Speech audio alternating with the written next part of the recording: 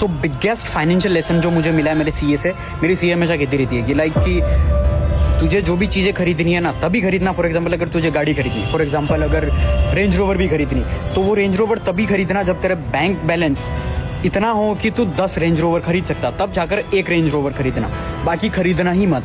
लेकिन अगर तुम कोई असेट्स खरीद रहे हो जो तुम्हें रिटर्न देगा, तो वो तुम बिल्कुल खरीद सकते हो। लेकिन अगर तुम लाइबिलिटी पर पैसा खर्च कर रहे हो तो तभी खर्च करना है। फॉर एग्जाम्पल अगर तुम कोई फालतू कोई ऐसे ही लाइबिलिटीज मतलब खर्चा कर रहे हो, तभी करना जब तुम्हारे अकाउंट के अंदर तुम कार ले रहे हो, कोई बाइक ले रहे हो, तो जितना भी यानी उससे 10 गुना ज्यादा तुम्हारे बैंक बैलेंस पड़ा हुआ पैसा है। फॉर एग्जाम्पल अगर तुम बुलेट भी ले रहे हो, बुलेट कितनी कहते हो 2-3 लाख जो भी होता मुझे नहीं पता, तो तुम्हारे बैंक अकाउंट के अंदर 30 या 35 लाख पड़े हो, तभी जाकर तुम वो बुलेट लो। या फिर अगर तुमको रेंज रोवर लेना है, रेंज रोवर आती है नॉर्मल स्टार्टिंग प्राइस में भी लाइक 80 लाख से 80 लाख से, तुम्हारे पास 8 से 9 करोड़ रुपए हो, तभी जाकर 8 करोड़ 7 करोड़ इतने पैसे हो तो ही जाकर तुम कार लो। क्योंकि लाइबिलिटीज लाइक वो डेप्रिशिएटिंग असेट है, उसकी वैल्यू गिरेगी ना कि तुमको। अगर बाई चांस अगर तुम्हारे लिए असेट है, फॉर एग्जांपल अगर तुम एज ए बिजनेस के लिए ले रहे हो, टैक्सी यूज करोगे या फिर उबर के लिए यूज करोगे या फिर तुम ऐसे कुछ भी करो, तो तुम बेसिकली वो कर सकते हो। तुम्हें एक चीज समझनी पड़ेगी, असेट्स एंड लाइबिलिटीज लाइक कि जो तुम्हें उस चीज की वैल्यू गिरेगी और तुम्हें कोई भी पैसा नहीं मिलेगा, लेकिन असेट्स इन द सेंस जो तुम्हें रिटर्न देगा।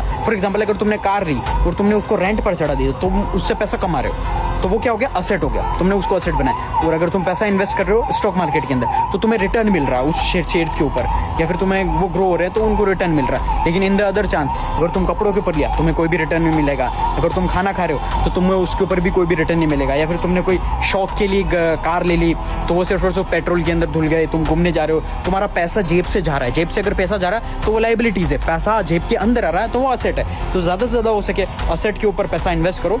बाकी ये सिंपल लॉजिक है, अगर तुम ये इतना सा भी समझ गए ना, तो तुम लाइफ के अंदर आराम से फाइनेंशियली फ्रीडम तो इजीली हो जाओगे।